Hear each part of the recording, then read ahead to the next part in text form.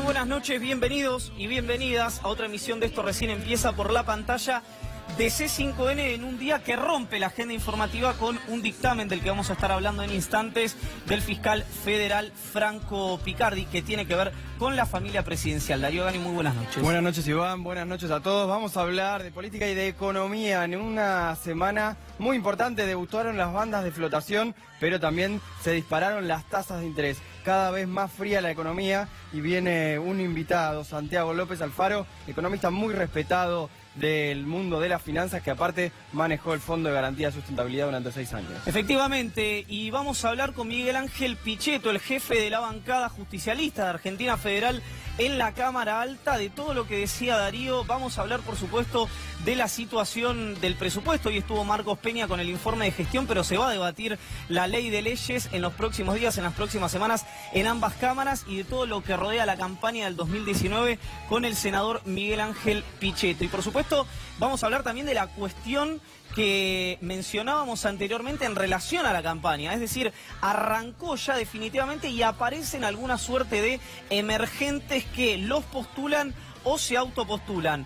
Pero rápidamente les contamos y vamos a lo que les mencionamos anteriormente de Franco Picardi y el dictamen sobre SACDE y la empresa IEXA, que se conoció en las primeras horas de la tarde y tiene que ver con que, según la investigación del fiscal federal Franco Picardi, la empresa SACDE de Marcelo Midlin no dejó de tener vínculos con Ángelo Calcaterra, con el primo del presidente. ¿Por qué esto es importante? Además de una cuestión netamente societaria, porque en un escándalo de sobornos regionales, que ahora es otra cosa de la que queremos hablar con el senador Pichetto, que ha hablado de la posibilidad de una transnacionalización de las empresas en esta causa Odebrecht, Lavallato y las repercusiones en la República Argentina, la conocida causa de los cuadernos y el capítulo local del Lavallato.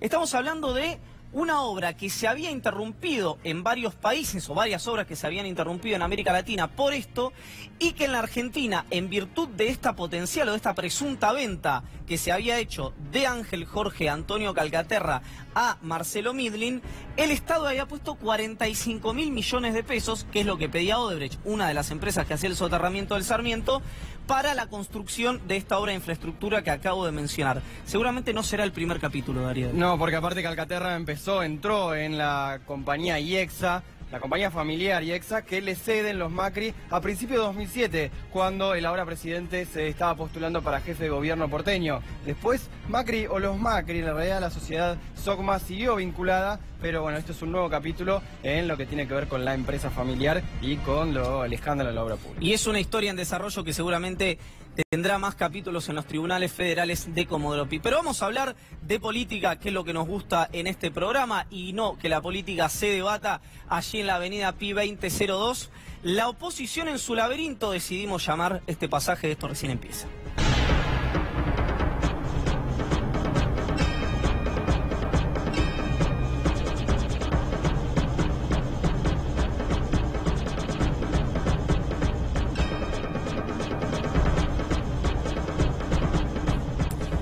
Hoy un pasaje de lo que decimos que es la apertura de la campaña 2019 de la oposición tiene como protagonistas a dos figuras oficialistas, que son las que están atrás mío: Germán Carlos Garabano y María Elisa Avelina Carrió.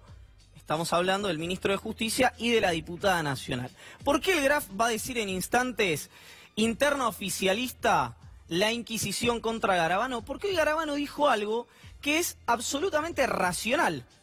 Es algo que han dicho Ricardo Gilavedra, ha dicho Nicolás María Mazot en este mismo programa, el jefe de la bancada oficialista, y han dicho, por supuesto, cantidad de opositores y de penalistas muy reconocidos a lo largo de estos 3 años. Que dijo, bueno, la prisión preventiva tendría que ser algo muy excepcional, y sobre todo en relación a un expresidente, como es el caso de Cristina Fernández de Kirchner. Ustedes habrán ya escuchado la entrevista que le hizo nuestro colega Juan Amorín a Germán Carlos Garabano en lo que se refería a la situación procesal y judicial de la expresidenta. Bueno, Elisa Carrió lo que dijo es que iba a ser un juicio político a la figura del ministro de Justicia. La pregunta en este caso que me hago y que no tengo la respuesta, pero le tiendo el puente a ustedes es: ¿efectivamente hay un malestar que es conocido ya y que no hay una buena relación entre el esquema de la Inquisición en la alianza oficialista y del ala racional en materia judicial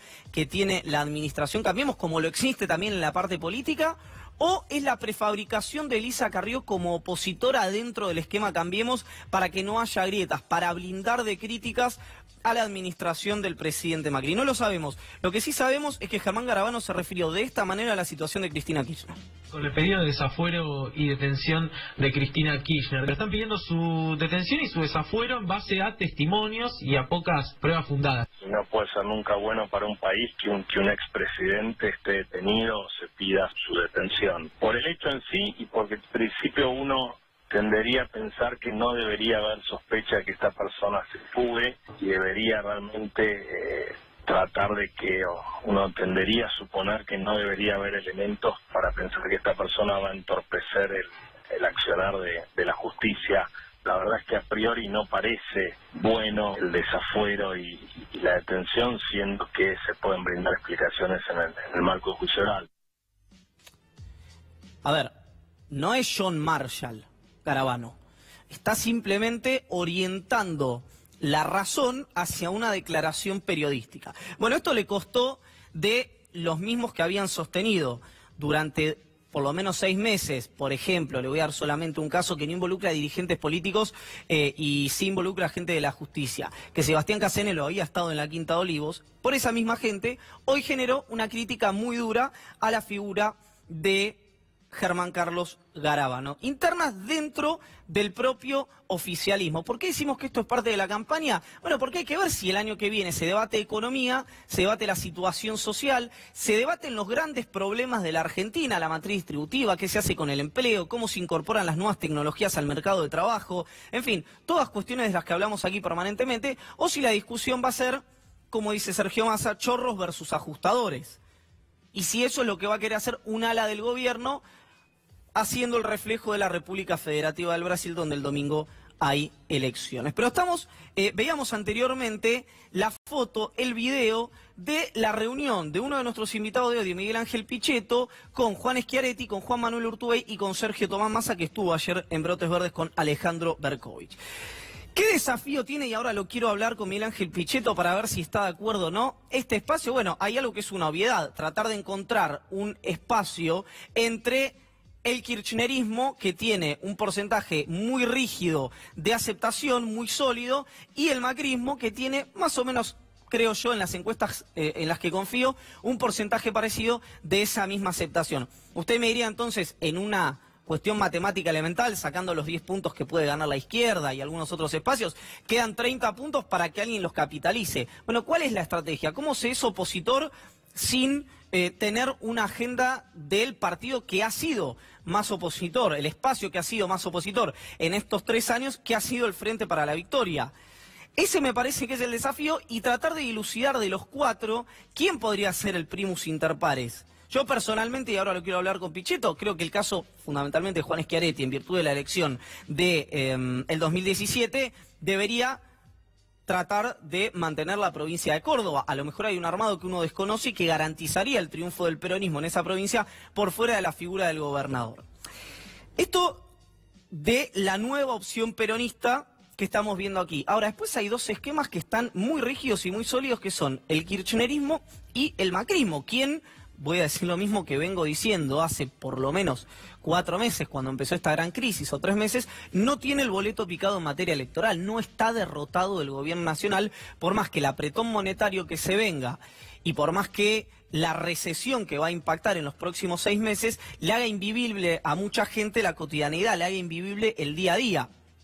¿Por qué decimos esto? Bueno, porque el gobierno manifiesta como un éxito la baja del dólar de 40 a 38, pero subiste 10 puntos la tasa y la inflación en 2 meses, o en realidad en 30 días, fue del 12%. Pero vamos a los emergentes, los que, no quiero decir aprovecharon como una cuestión calificativa, sino descriptiva, que gente que ya hacía política desde lo social, gente que hacía política desde instituciones deportivas o gente que hacía política desde instituciones sociales y que hoy aprovecharon a manifestarse, en estas últimas semanas aprovecharon a manifestarse públicamente. Hoy lo hizo a la mañana el presidente de River, Rodolfo D'Onofrio, estoy hablando de él, de Marcelo Tinelli, de Matías Lamens y de Juan Carr, entre otros, lo hizo con Luis Novarecio de esta manera. ¿Es el candidato a presidente, D'Onofrio? Yo lo que quiero es ayudar y lo voy a hacer. Y lo estoy haciendo, me estoy juntando con Juan Carr, me estoy juntando con Manes, nos estamos juntando y trabajando en ideas que de alguna manera puedan servir a quienes nos toquen que nos gobiernen o que de alguna manera, creo que es un momento para que todos nos pongamos a colaborar, a tratar de tener un proyecto de país, pero realmente en serio. Esto decía el presidente de River hoy en un reportaje con Luis Novarecio, que si bien no hace política partidaria, sí hace desde muchísimo tiempo, lo ha contado en infinidad de entrevistas, políticas sociales, y River ha tenido una mediación muy importante y tiene una vía social muy importante desde la presidencia de D'Onofrio. Ahora, también habló Marcelo Hugo Tinelli. Hay conversaciones del peronismo, no hay conversaciones, el entorno de Tinelli lo niega, yo sé que ha habido charlas. Bueno, vamos a ver qué dijo Marcelo Tinelli a propósito de su posible incursión en política. Esto es lo que decía tal vez la figura mediática de los últimos años más importante. Cuando hay elecciones el año que viene parece que los tiempos se apuran. ¿Y por qué no estás ahora?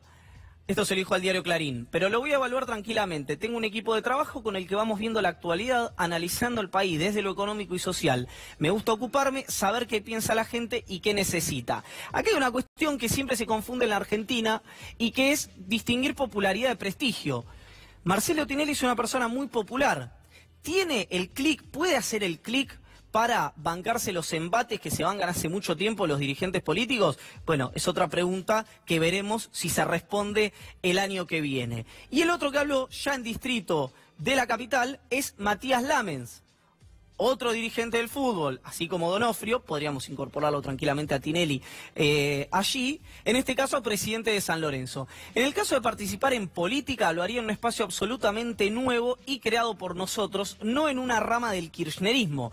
¿Qué piensa Lamens? Lamens piensa que la dirigencia kirchnerista le debe explicaciones a la sociedad, a la dirigencia política, al sistema, póngale el nombre que usted quiera, pero conceptualmente la identidad del votante kirchnerista no le escapa a lo que tiene en la cabeza Matías Lamens. Esto ya estamos hablando en el distrito de la Ciudad Autónoma de Buenos Aires. Y por supuesto a Juan Carr, ustedes ya lo conocen, de Hambre Cero, de Red Solidaria, una persona muy, pero muy conocida.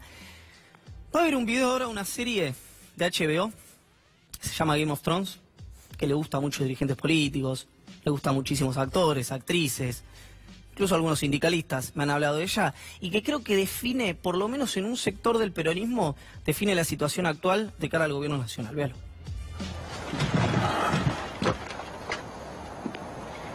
We are a group of people who do not like one another, as this recent demonstration has shown. We have suffered at each other's hands.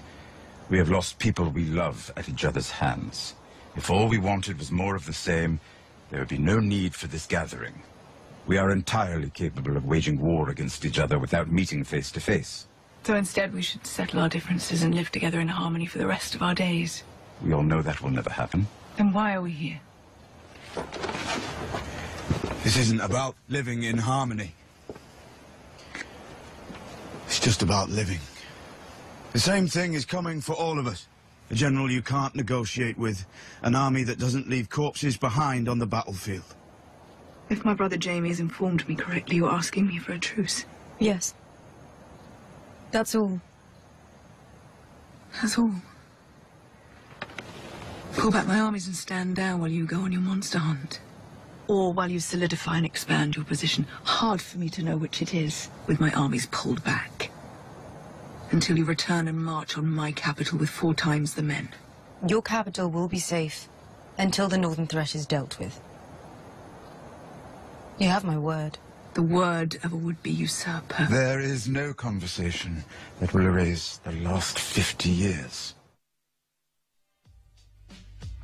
Bien, ya estamos con el senador Miguel Ángel Pichetto. Ante todo, muchas gracias por venir. Gracias por la invitación. Y empezamos, hoy fue el jefe de gabinete Marcos Peña al Congreso, a diputados, a presentar el presupuesto para el año que viene, pero dio proyecciones económicas sobre 2018 y 2019. ¿Qué piensa sobre esas estimaciones?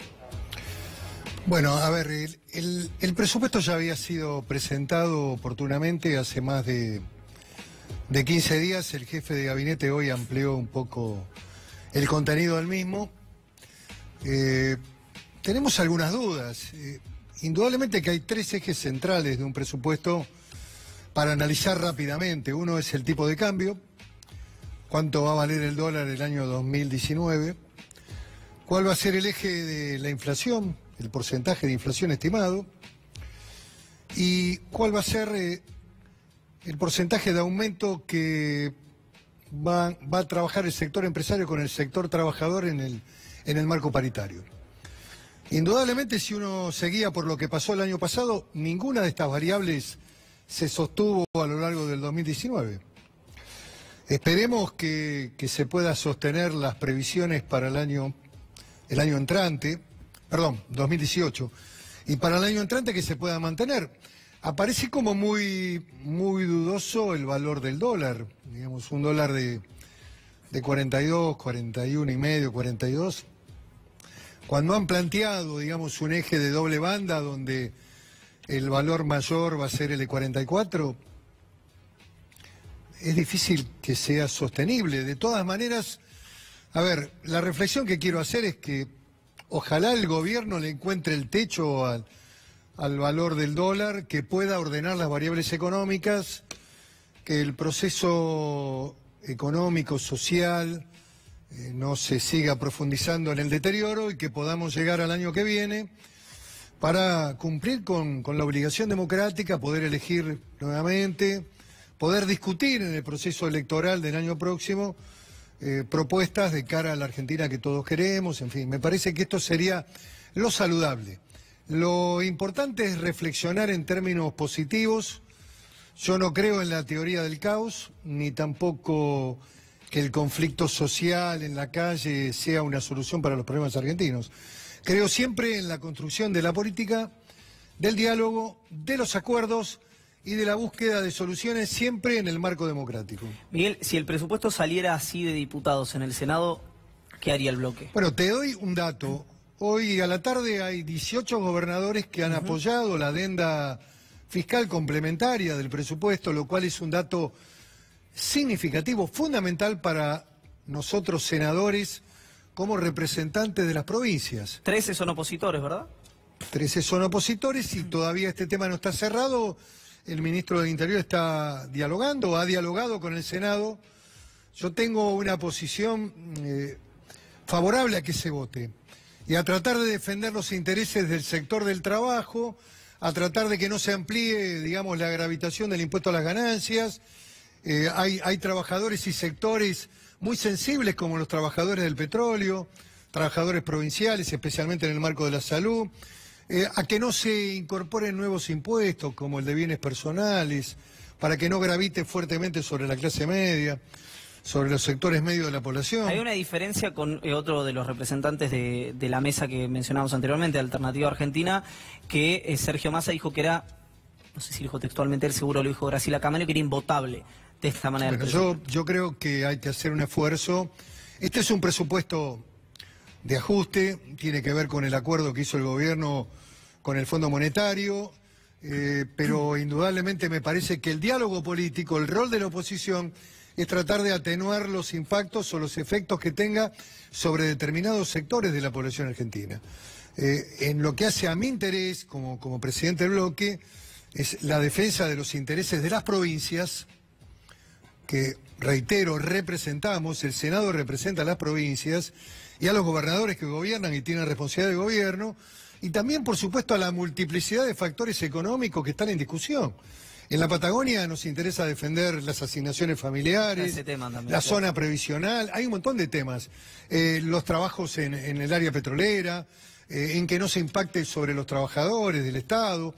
En fin, hay un conjunto de temas que estamos discutiendo para tratar de reformularlos. Ahora, hay una posición fácil en la Argentina, que es oponerse a todo, generar de que eso es el marco de la lucha por la liberación, y lógicamente hay actores y sectores que van a perder, y van a perder mucho más si no se le coloca un plano de discusión racional y responsable en este tema que, yo me pregunto una cosa además, si la política, si el Congreso, si el Senado no puede votar una ley de presupuesto, estaríamos frente a la ineficacia absoluta, estaríamos frente a un interrogante que habría que hacerse. Si no hay capacidad ni siquiera para votar una ley para fijar recursos y gastos y hacer un marco medianamente previsible para el conjunto de los actores económicos y para el sistema federal argentino, el gobierno nacional y provincial, la verdad que estaríamos dando una muy mala señal. Una falta de inteligencia y de responsabilidad institucional realmente lamentable. Ya ocurrió en algún momento. Ocurrió y fue un hecho lamentable. Recuerde, Iván, el caso del 2011 del Grupo A. Exactamente, a eso no le dio el instrumento al gobierno de ese momento. La presidenta de ese momento tuvo que revalidar el presupuesto del año anterior. Y te agrego un elemento más importante. Estamos discutiendo los recursos que van a las universidades. Estamos discutiendo un aumento de actualización promedio del 33% para las universidades que tienen hasta 10 años del 43% y para las nuevas del 50%. ¿Qué pasaría si se reformulara el presupuesto?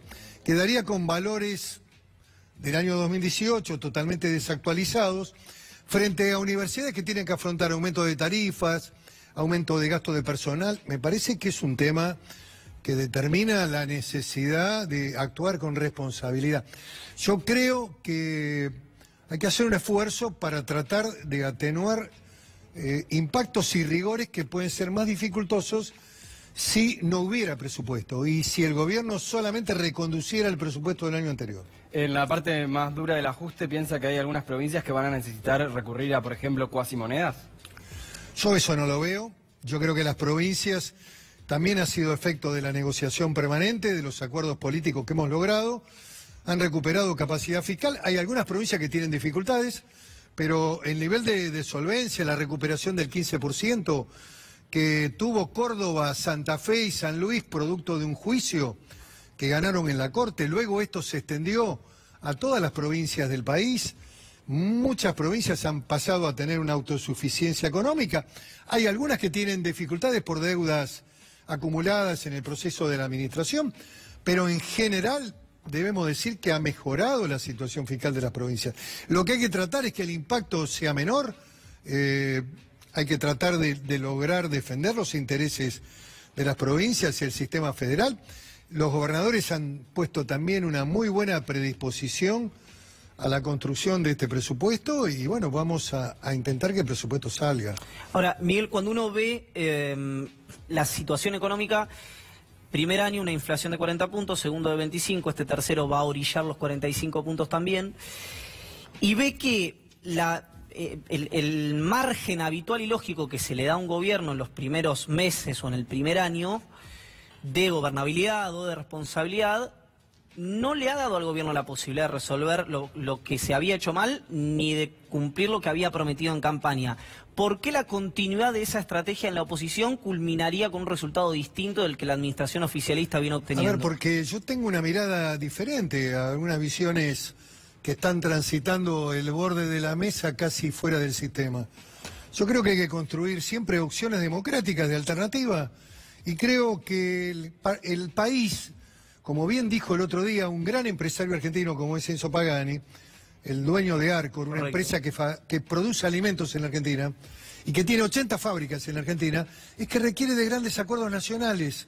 Y creo que una de las fallas que ha tenido este gobierno, que gobernó en minoría, es no haber convocado a grandes acuerdos con consenso, con el sector empresario, el sector sindical, con la construcción de la política en función de un modelo productivo, de desarrollo, de crecimiento de la Argentina.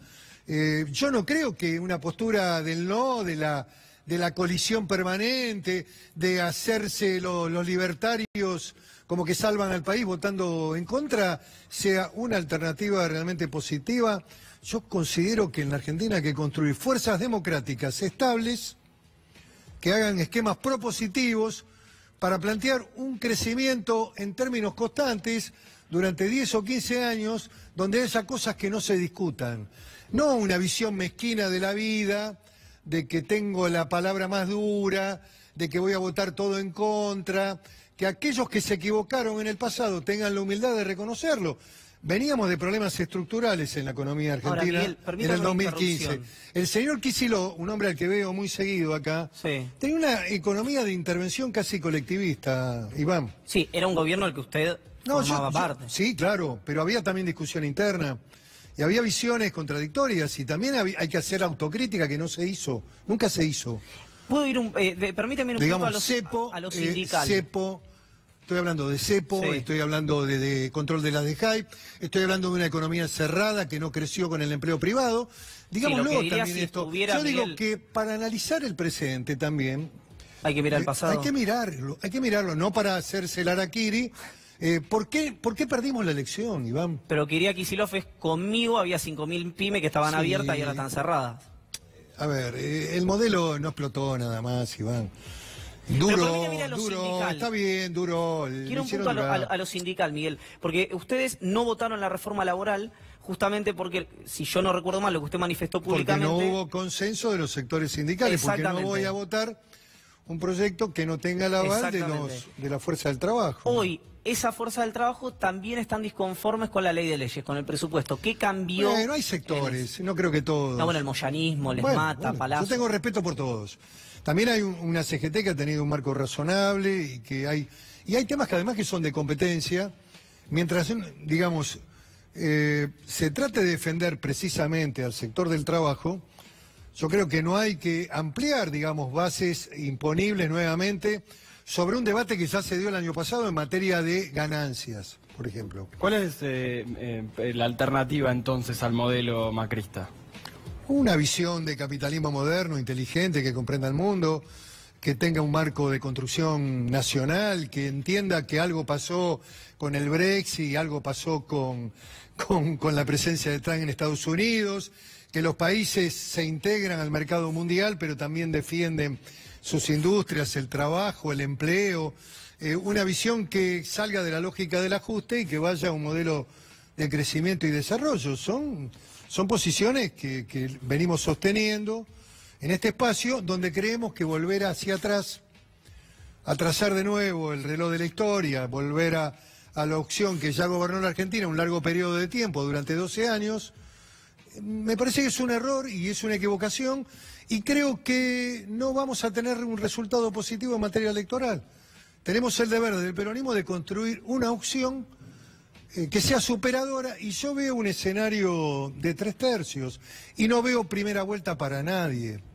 ¿Puede haber un balotaje entre dos opciones del peronismo? Puede haberla, en la medida que se siga deteriorando la realidad de los argentinos, indudablemente el voto del año 2019 es un voto más mirando el bolsillo, no va a ser un voto de naturaleza política como fue el del 2017. Y el del 2015. Y el del 2015 que fue un voto de cambio. Correcto. El del 2017 ratificó ese cambio de un sector muy importante de la sociedad que no quiere volver atrás. El gobierno, digamos, sigue siendo todavía una opción. Sí, claro. Vos lo dijiste recién. Acá nadie tiene certeza de lo que va a pasar. Hay una dinámica social muy rápida, muy fuerte en la Argentina.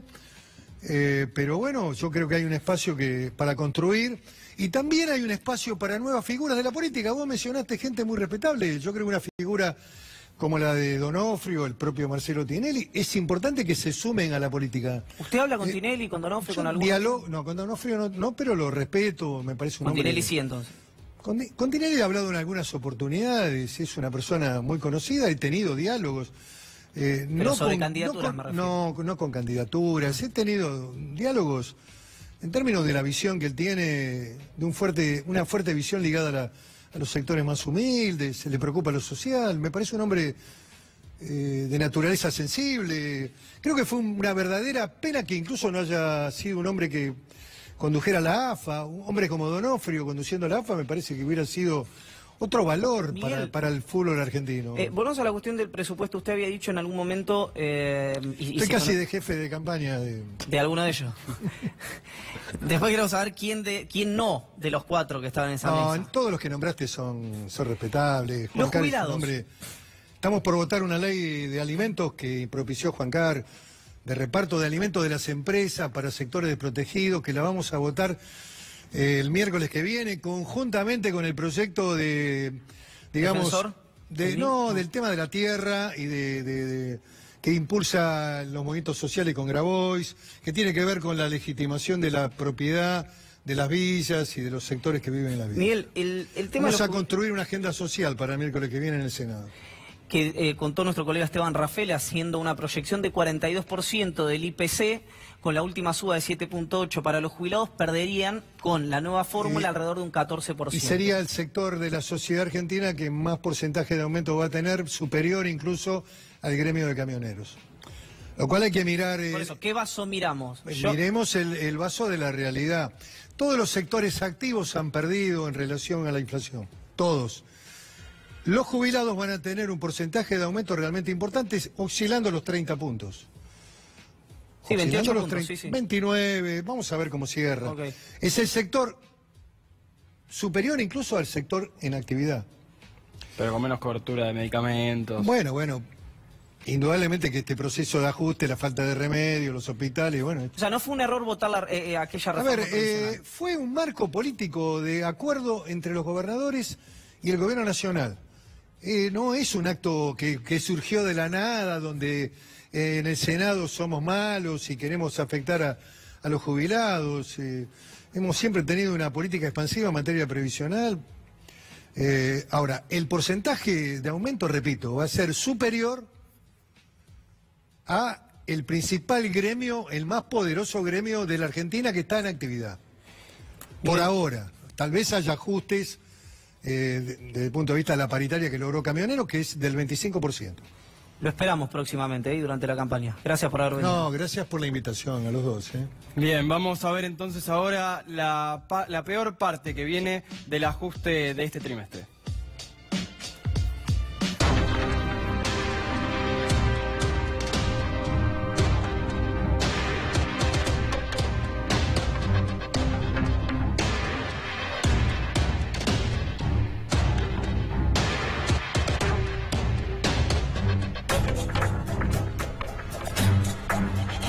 Esto recién empieza, se llama este programa, y recién empieza la peor cara del ajuste, la peor parte, porque tuvimos una devaluación muy importante, tuvimos varias devaluaciones que llevaron a que la inflación sea lo que es, pero ahora viene de lo que no se habla. De hecho, hay muchos del gobierno festejando que el dólar no siga subiendo. El tema es que suben mucho las tasas de interés, que es el verdadero termómetro de la economía de hoy en día y de la economía que hoy viene. Una economía paralizada de frío polar, como es el hashtag del programa de hoy, y que justamente va a mostrar y va a marcar una economía cada vez más atroz para quienes lo están sufriendo. Lo decía, lo de las tasas de interés está subiendo cada vez más, y eso es lo que hace que nadie quiera comprar, que nadie quiera producir y que sea incluso más tentador poner la plata en el banco. Hasta ahí. Miren lo que es para alguien pedir un préstamo.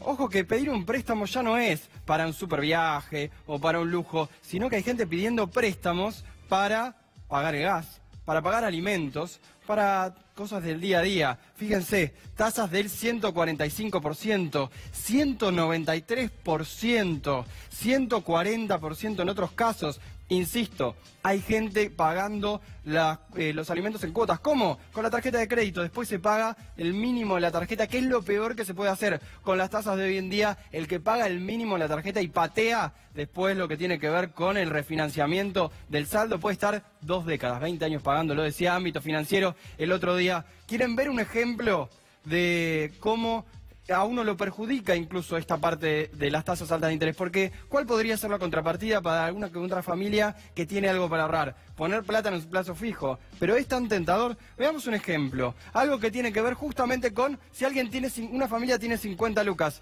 Alguno me dirá, ¿quién lo tiene hoy en día? Bueno, Pongamos incluso el ejemplo, si alguien pone 50.000 pesos, lo deja paralizado en un año con 37% de inflación, de tasa de interés, que estaban más o menos, incluso las más tentadoras de hoy, 68.500 pesos. Ahora, ¿qué pasa con alguien que pide un préstamo, que le pide al banco para, ya no es como en otras épocas, en otros momentos de la economía, que puede llegar a volver, o que ha pasado de comprar una máquina, de producir, sino justamente de pagar los gastos corrientes, pagar la tarjeta? Alguien que pide un préstamo de 50 lucas va a estar pagando mucho más. Devolviendo en un año 74.600 pesos, con la diferencia que va pagando cuota a cuota, mes a mes.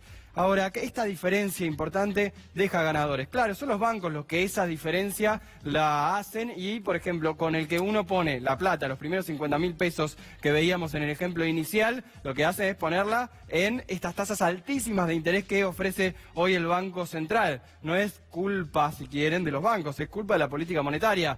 Fíjense en la placa que viene, estos datos del Banco Central, bien recopilados por la Universidad de Avellaneda.